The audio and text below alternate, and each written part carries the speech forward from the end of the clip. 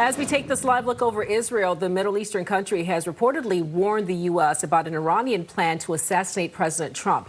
The report emerged after the president switched aircraft during his trip home from a summit in Turkey.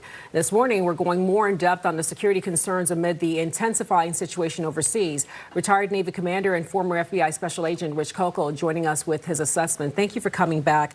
The first question is, when we have a credible threat against the president, what needs to change?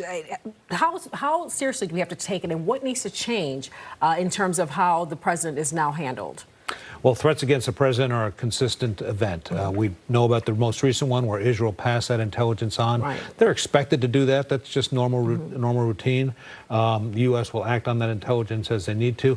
You have to remember that ever since President Trump back in 2020 ordered the killing of General Soleimani of the Republican Guard, there have been consistent threats against him. There's even been arrests and convictions of people that have made plans to attack President Trump.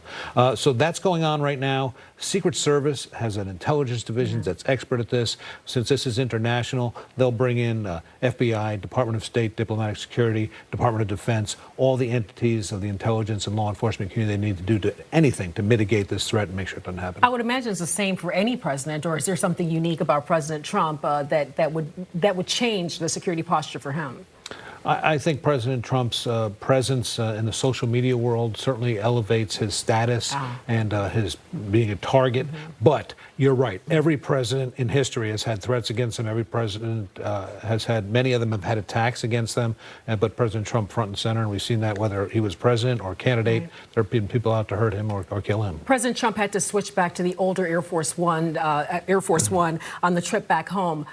What does that tell you about the security concerns that were leveled against him? And the aircraft, the older one, does it have any specific things in it that make it better equipped to protect the president and the crew? That's secret stuff. But the president was in Turkey, which borders Iran, so he was very close, maybe even within missile range of Iran. So you know that the U.S. and Turkey and probably some other NATO partners were doing everything to make sure that that border was safe. There would have been airplanes, radars, ground-based troops, whatever was necessary to assure the president's safety.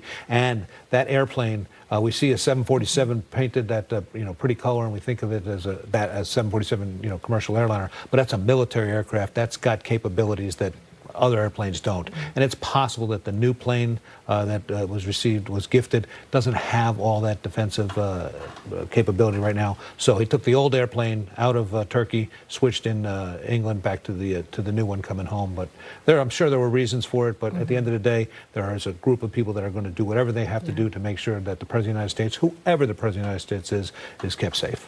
I want to talk very briefly, and we're running out of time. The war in Iran, we've seen the U.S. Airstrikes, Iran retaliating. Is the ceasefire over?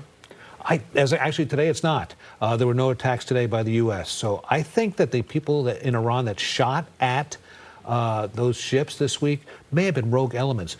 The chain of command in Iran is not stable right now. You've got the leaders and you got the people that have their hands on the trigger. They may not be communicating directly. So there's some thought that maybe the people that shot at those commercial ships were rogue operators, people that want the ceasefire to not be in effect.